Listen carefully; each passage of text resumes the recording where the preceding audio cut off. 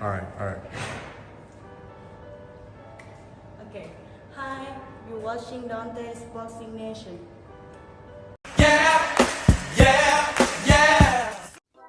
Dante's Boxing Nation, what's going on, guys? So there is a rumor alert, according to a very good source, that the possibility of a Canelo versus Crawford fight has greatly increased in the last couple of days. I mean, it's not hard to believe when you look at the options that Canelo has available right now, because he really has none. You know, there were talks that he might fight against William Skull, and if he were to fight William Skull, the pay-per-view numbers would be horrible. You know, Canelo, he recently said, or at least he said this probably about a year ago, that he plans on fighting for at least another 5 years. And the reason why he said that is because he clearly feels that he'll be able to cherry pick and take on very, very easy opponents for the next 5 years. But the truth is, the level of opponents that Canelo Alvarez is fighting right now, he will be able to fight for the next 10 years. But I see a repeating pattern with Canelo Alvarez. Canelo, he tries to go for as long as he can. But I'm noticing a repeating pattern with Canelo Alvarez. Canelo will go as long as he can cherry picking, right? Sometime he'll go years cherry picking, and then eventually the walls close in and he's forced to take a tough fight. That's what happened with the Bivol fight. Canelo was forced to take the Bivol fight. It wasn't a fight that he chose. He had an ultimatum. He had two deals on the table, either the PBC deal that included a fight against David Benavidez and Jamal Charlo, or the DAZN deal, which included Bivol and Golovkin. So Golovkin, he chose the Bivol deal, and we know what happened next. And now that Canelo took his second loss, he's back to taking the safest fights until he's forced again to take another tough fight, because eventually the promoters and the networks, they're going to want to make some money off of Canelo instead of just allowing Canelo to make money off of them, if you guys know what I mean. Because I can guarantee you, if anybody, PBC, if anybody was to host Canelo versus William Skull, that fight is only going to benefit Canelo's pockets. If PBC or DAZN put that fight together, they would most likely lose money. There's only one fight out there now available for Canelo that would generate the most money, and that is against the best fighter in the world, Terence Crawford. Because David Benavidez, that fight is long and gone. He done moved on to 175 and he's not looking back. You know, guys, it's crazy how history repeats itself, because this whole Canelo versus Crawford fight, this is Floyd Mayweather versus Oscar De La Hoya all over again. It has all of the similarities. Oscar De La Hoya was the face of boxing, while Floyd Mayweather was the best fighter in the world. That's the situation right now. I mean, some people would say that Canelo is the former face of boxing, but regardless, at one point, he was considered the face of boxing. So that's one of the similarities that they have. The other similarity is, just like Crawford is moving up multiple weight classes, attempting to fight the much bigger Canelo Alvarez, Floyd Mayweather did the same thing. Floyd Mayweather, he first started calling out Oscar De La Hoya when he was fighting at 130 or 135. And Oscar was fighting at 147 and 154. And nobody believed that the fight would really come to fruition. Everybody thought, at least HBO's Larry Merchant and Jim Lampley, they all thought that Floyd Mayweather was just clout chasing. He was just trying to use Oscar De La Hoya's name. They would constantly say, you know, Floyd knows that that fight will never happen. Well, Floyd Mayweather, he continued to call out Oscar De La Hoya's name for years and years, and he continued to slowly move up in weight. This is exactly what Terence Crawford is doing right now. And just like Canelo, Oscar, he knew that it was going to be the most dangerous fight of his career. He knew how difficult it would be to win that fight, despite the fact that Floyd Mayweather was much smaller than Oscar De La Hoya.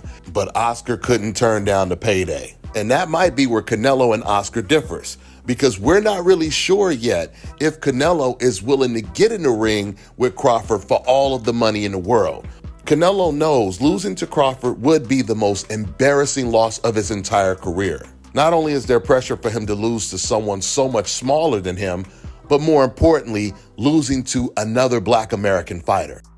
When Canelo Alvarez thinks about all of his Mexican idols, or just Mexican fighters that he rooted for when he was a little kid, watching all of them suffer their very first loss to a black fighter, like Julio Cesar Chavez, Oscar De La Hoya, Fernando Vargas, Marco Antonio Barrera, Juan Manuel Marquez. Now that's just to name a few, and I'm only talking about the greats. But this is the pressure that's on Canelo Alvarez when he thinks about fighting Terence Crawford. There's a lot on the line.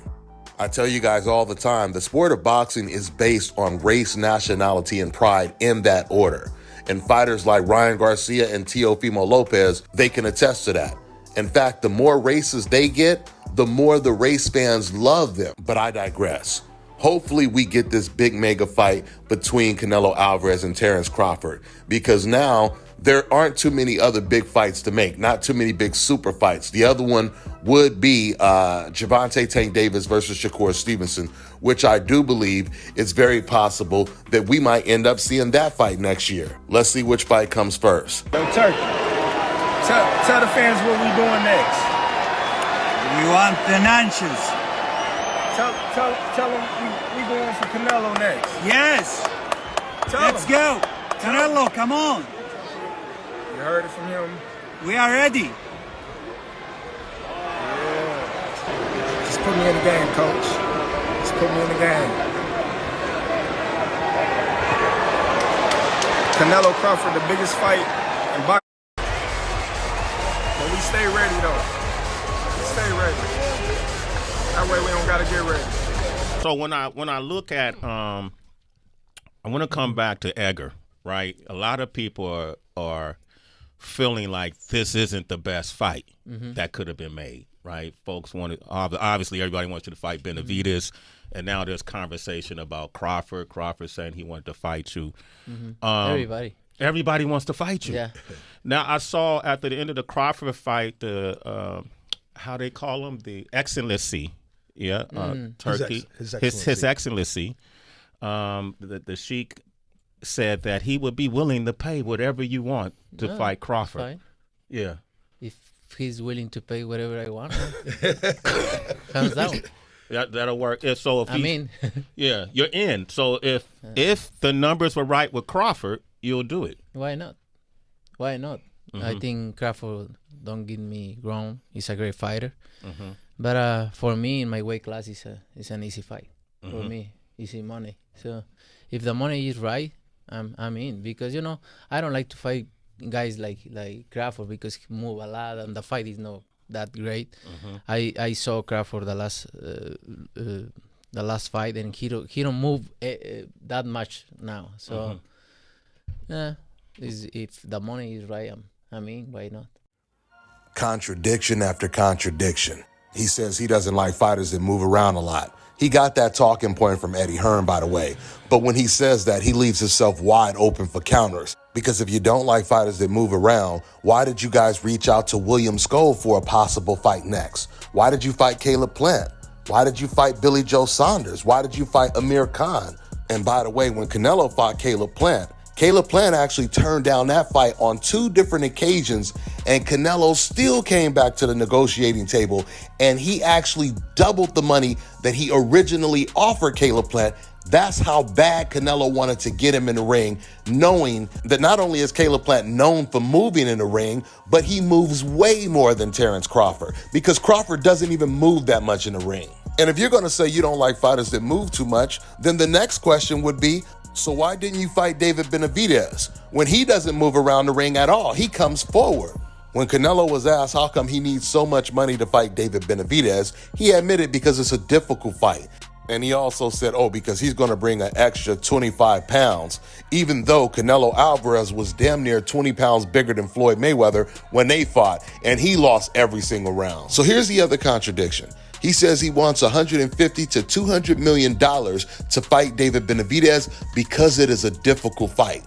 But then he says the Terence Crawford fight is a very easy fight, but yet he's demanding $150 million to fight Terence Crawford. How does that make any sense? When you listen to Canelo Alvarez talk about Terence Crawford and David Benavidez, it often sounds like he's talking about the exact same fighter.